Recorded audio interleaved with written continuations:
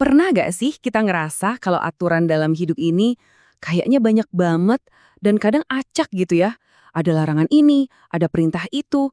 Tapi gimana kalau ternyata di balik semua itu ada sebuah sistem, sebuah kerangka berpikir yang super dalam yang dirancang untuk satu tujuan utama, yaitu melindungi kesejahteraan kita sebagai manusia. Nah, untuk mulai ngebahas ini, yuk kita coba ajukan satu pertanyaan yang saya yakin sih pernah kepikiran sama kita semua. Oke, pertanyaannya ini dia.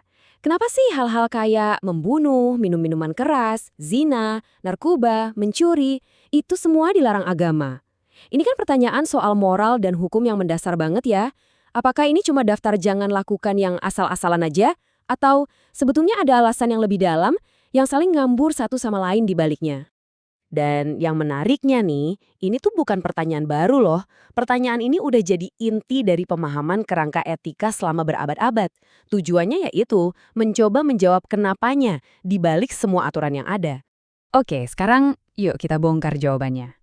Dan jawabannya itu ternyata bukan sekedar daftar larangan loh, tapi sebuah set prinsip inti yang tujuannya adalah melindungi dan memelihara kesejahteraan kita sebagai manusia.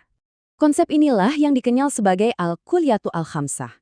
Ini adalah 5 prinsip dasar yang tujuannya adalah untuk mewujudkan maslahat atau kebaikan bersama dan mencegah mafsadat atau kerusakan. Jadi gampangnya gini deh, tujuannya itu buat nambahin hal-hal baik kayak keamanan dan keadilan dan ngurangin hal-hal buruk kayak kemiskinan dan kekacauan. Anggap aja ini semacam fondasi buat ngebangun masyarakat yang adil dan sejahtera. Nah, infografis ini nih yang bakal jadi peta kita. Kelihatan kan, ada 5 area perlindungan. Agama, jiwa, akal, keturunan, dan harta.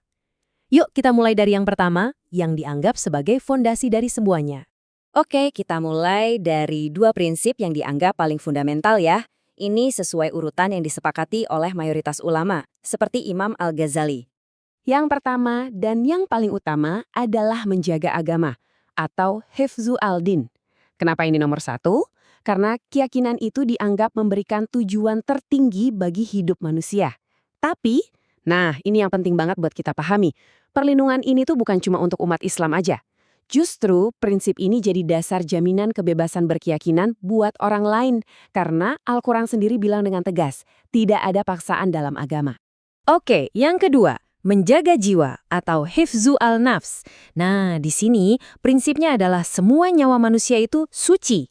Al-Quran bahkan sampai bilang kalau membunuh satu orang itu sama aja kayak membunuh seluruh umat manusia. Wow! Perlindungannya ini ada 2 sisi. Ada larangan, ya jelas kayak larangan membunuh, tapi ada juga kewajiban, yaitu memastikan kebutuhan dasar semua orang terpenuhi, contohnya lewat zakat. Bahkan hukuman kayak kisas atau retribusi itu tujuannya bukan cuma buat menghukum, tapi untuk melindungi kehidupan dengan cara mencegah kejahatan serupa terjadi lagi. Nah, setelah agama dan jiwa, sekarang kita masuk ke pilar-pilar yang membangun masyarakat yang sehat dan berfungsi. Ini nih, ibaratnya, bahan-bahan yang bikin kita bisa maju bareng-bareng. Yang ketiga adalah menjaga akal, atau hifzu al-akal. Akal kan yang ngebedain kita manusia, makanya harus banget dilindungi. Gimana caranya?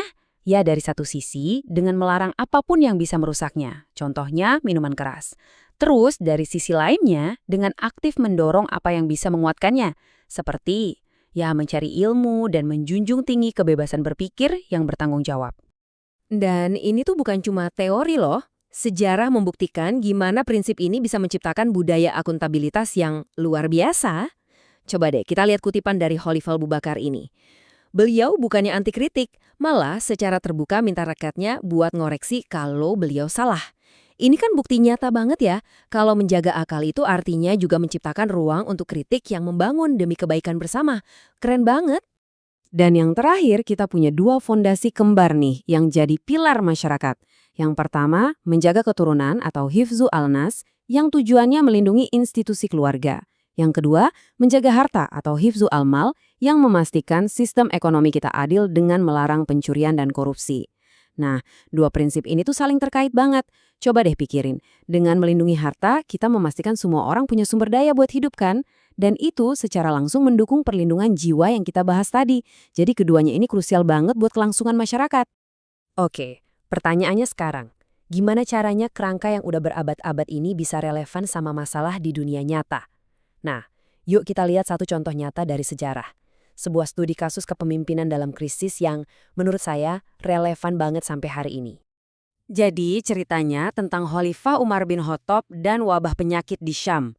Pas beliau dan rombongan lagi di tengah jalan, dapat kabar kalau di tujuan mereka lagi ada wabah parah. Wah, langsung terjadi perdebatan kan? Sebagian bilang, lanjut aja, ini kan takdir Tuhan. Sebagian lagi bilang, jangan, kita harus balik.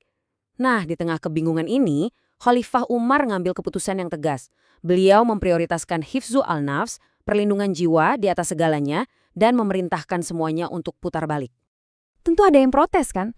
Ada yang nanya, apakah kita lari dari takdir Allah? Dan jawaban Umar di sini benar-benar dalam banget. Beliau bilang, kita lari dari takdir Allah menuju takdir Allah yang lain. Maksudnya apa? Ini nunjukin kalau kerangka berpikir ini bukan soal pasrah buta, tapi soal kita secara aktif memilih jalan yang paling bijaksana, yang paling melindungi kehidupan. Karena pilihan itu pun adalah bagian dari takdir Tuhan. Jadi, intinya apa? Intinya, ini tuh bukan sekedar daftar aturan kaku. Al-Kulliyatu Al-Khamsah ini adalah sebuah sistem yang utuh, sebuah filosofi yang dirancang untuk memastikan martabat, keamanan, dan kesejahteraan untuk semua orang, tanpa kecuali. Nah, ini yang membawa kita ke pertanyaan terakhir untuk direnungkan.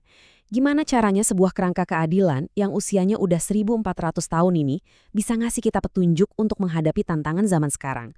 Tantangan kayak kesehatan publik, ketidaksetaraan ekonomi, atau bahkan soal misinformasi. Ini pertanyaan yang menarik banget untuk kita pikirkan bareng-bareng.